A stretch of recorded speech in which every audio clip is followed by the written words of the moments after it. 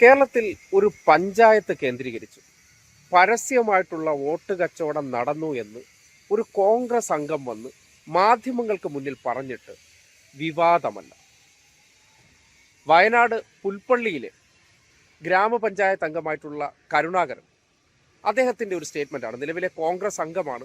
അദ്ദേഹത്തോട് കോൺഗ്രസ് നേതൃത്വം പറഞ്ഞു, സ്റ്റാൻഡിംഗ് കമ്മിറ്റി ചെയർമാൻ തെരഞ്ഞെടുപ്പിൽ തെരഞ്ഞെടുപ്പിൽ BJPക്ക് അനുകൂലമായിട്ട് വോട്ടെടുക്കാൻ അല്ലെങ്കിൽ വോട്ട് ചെയ്യാൻ പാർട്ടി തീരുമാനമെടുത്തു അത്ര.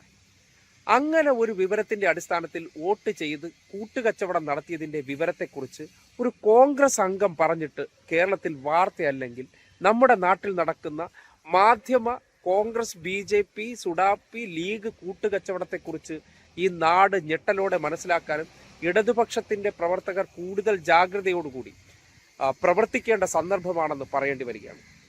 ആ പ്രതികരണം കണ്ടേ.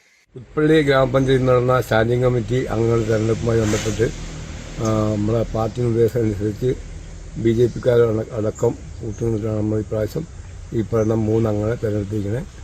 അത് രാവിലെ തന്നെ പാർലമെൻറ്റ് പാർട്ടി ഉണ്ടായിരുന്നു. പാർലമെൻറ്റ് പാർട്ടി യോഗത്തിൽ വെച്ച് നമ്മുടെ ആൾക്കാർ, മണ്ഡലം പ്രസിഡന്റ് അടക്കമുള്ള ആൾക്കാർ അങ്ങനെ BJP ആയിട്ട് അലയൻസ് ഉണ്ടെന്നും അതുകൊണ്ട് നമ്മൾ വോട്ട് ചെയ്യണമെന്ന് പറയുക അനുസരിച്ച് നമ്മൾ വോട്ട് ചെയ്തിരിക്കുന്നത്. നേതൃത്വ സ്റ്റാൻഡിംഗ് കമ്മിറ്റി തെരഞ്ഞെടുപ്പ് നടന്നത് ഇന്ന് നമ്മൾ സ്റ്റാൻഡിംഗ് കമ്മിറ്റി, വികസനകാര്യ സ്റ്റാൻഡിംഗ് കമ്മിറ്റി, അതുപോലെ ആരോഗ്യ വിദ്യാഭ്യാസ സ്റ്റാൻഡിംഗ് കമ്മിറ്റി, ക്ഷേമകാര്യ സ്റ്റാൻഡിംഗ് കമ്മിറ്റി.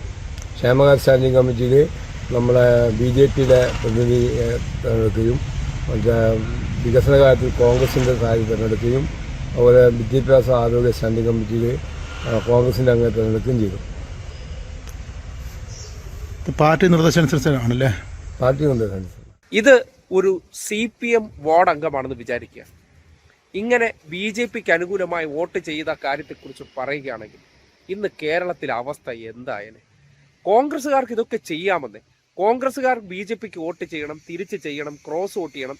നിങ്ങൾ ഇതൊക്കെ ചെയ്തുകൊണ്ട് ഈ മാധ്യമ സ്ഥാപനങ്ങൾക്കകത്ത് ഇതേ മനോഭാവക്കാരെ കുത്തി നിറച്ചുകൊണ്ട് ഇവരുടെ കാര്യങ്ങളെല്ലാം കാത്തു സൂക്ഷിക്കുകയും എന്നാൽ നേരെ മറിച്ചാണെങ്കിൽ അതിനെ വാർത്താ വിസ്ഫോടനമാക്കുന്ന ഒരു രീതി നമ്മൾ ഇന്നത്തെ കാലഘട്ടത്തിൽ മാധ്യമങ്ങളെ അല്ലെങ്കിൽ മുഖ്യധാര മാധ്യമങ്ങളെ കണ്ണടച്ച് വിശ്വസിക്കുന്നവർ തിരിച്ചറിയേണ്ട ഒരു യാഥാർത്ഥ്യമാണ്.